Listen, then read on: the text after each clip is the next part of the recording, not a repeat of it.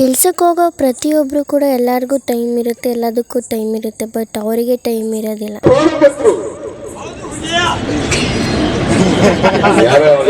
Hi, good morning.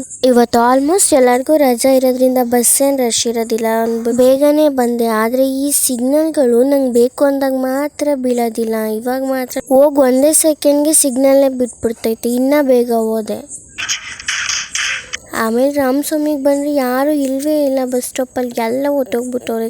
ಖಾಲಿ bus stop. ಆಫೀಸ್ಗಂತೂ ಬೇಗ ಹೋದೆ ನಾನು. ಇವತ್ತು ಟಿಫನ್ಗೆ ಉಪ್ಪಿಟ್ಟೆ ಇತ್ತು. ಅದರಿಂದ ಯಾವುದೇ ರೀತಿ ವೆಜಿಟೇಬಲ್ ಫ್ರೂಟ್ಸ್ ಏನು ತಗೊಂಡೋಗಿರ್ಲಿಲ್ಲ. ಉಪ್ಪಿಟ್ಟೆನೇ ತಿಂದೆ ಮಾರ್ನಿಂಗ್.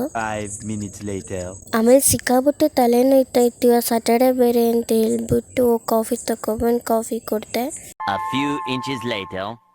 ಸಂಜೆ ಕೆಲಸ ಮುಗಿಸ್ಕೊಂಡು ಇವತ್ತು ಬೇಗ ಮನೆಗೆ ಹೋಗೋಣ ಅಂತ ಬಂದರೆ ಬಸ್ಸು ಬೇಗನೆ ಸಿಕ್ತು. ಇವತ್ತು ನೈಟ್ ಆಗಿರೋದ್ರಿಂದ ಅರಮನೆ ಬ್ಯಾಕ್ ಸೈಡ್ ಈ ಥರ ಲೈಟ್ ಹಾಕಿರ್ತಾರೆ, ಚೆನ್ನಾಗಿರುತ್ತೆ ಅಂದ್ಬಿಟ್ಟು ವಿಡಿಯೋ ಮಾಡ್ಕೊತಿದ್ದೆ. ಈ ಕೆಲ್ಸಕ್ಕೆ ಹೋಗೋಕೆ ಸ್ಟಾರ್ಟ್ ಮಾಡಾದ್ಮೇಲಿಂದ ಎಲ್ಲರಿಗೂ ಟೈಮ್ ಕೊಡ್ತೀವಿ, ಎಲ್ಲದಕ್ಕೂ ಟೈಮ್ ಕೊಡ್ತೀವಿ. ಆದರೆ ನಮಗೆ ಟೈಮ್ ಕೊಟ್ಕೊಳ್ಳೋಕೆ ಟೈಮ್ ಇರೋದಿಲ್ಲ.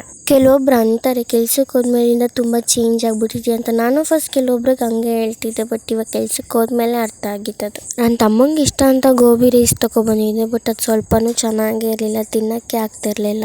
Thank you for watching. ಬೇಗ ನನ್ನ ಅಕೌಂಟ್ನ ಫಾಲೋ ಮಾಡ್ಕೊಳ್ಳಿ.